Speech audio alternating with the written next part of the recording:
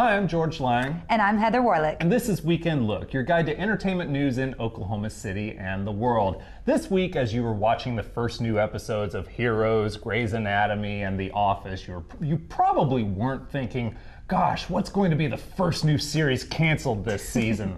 Well, there's always a winner/loser every year, and this year it goes to a show called Do Not Disturb, a Fox sitcom starring Jerry O'Connell, who is a two-time winner for back-to-back seasons of cancellations. Last year, his series Carpoolers got the axe after it finished 12 episodes, but Do Not Disturb got it after only 3. However, he is still married to Rebecca Romijn. All right. Now, Heather, isn't there a young star beloved by millions who is trying to get her own show canned? That's what I hear. Miley Cyrus is all over entertainment news this week. Insiders on the set of Hannah Montana say she's turning into a real diva and her dad is right there with her. Rumor has it that Cyrus and Billy Ray are trying to get fired from the show by turning up late to work, holding up filming whenever possible, and generally infuriating everyone they work with so that she can move on to bigger and more grown-up projects. Disney denies the rumors, and in the words of Stuart Heritage of HecklerSpray.com, the fact is that with the amount of money Cyrus makes for Disney, she could probably show up on set clutching the severed head of Nelson Mandela and not get fired for it.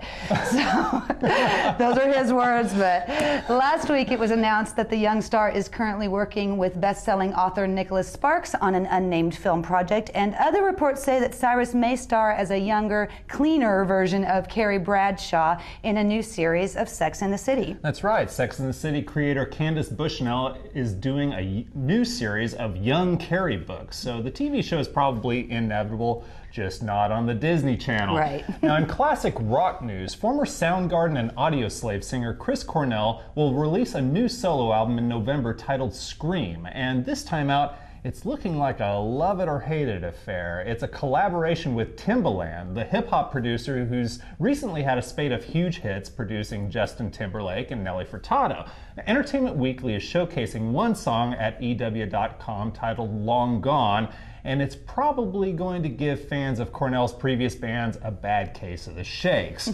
On the other hand, the people who shelled out actual cash for One Republic's Apologize will feel like they've gone to mediocre pop heaven. Chris, call Rick Rubin, please, or Brendan O'Brien for that matter, who produced the next disc. Here's a nice transition from a band that hasn't released a record in 8 years, and Heather's got the scoop on their latest. That's right. AC/DC is set to release a new album October 20th, and that'll only be available at Walmart stores and the band's website, and definitely not iTunes. Angus Young, the band's guitarist, explained, saying, "We don't make singles, we make albums."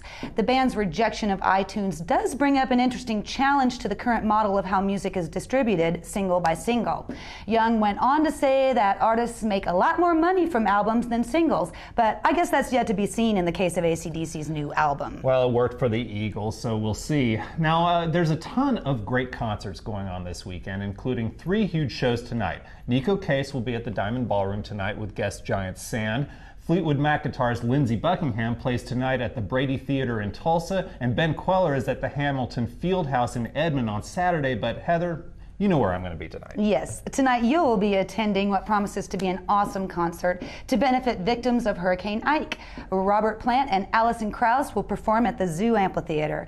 The singers were scheduled to perform at the Cynthia Woods Mitchell Pavilion in Houston on September 26th, but the show was canceled due to the storm's devastation in that city. So for ticket information and sales, go to tickets.com. And for more information on concerts and events, check out wimgo.com. That's all we have for this week, but for more about movies, music, and everything else that's entertaining, check out the Weekend Look section of the Oklahoman, the A&E section of NewsOK.com, and the latest issue of Look at OKC and Wimgo.com. For Weekend Look, I'm Heather Warlick. And I'm George Lang. See you next time.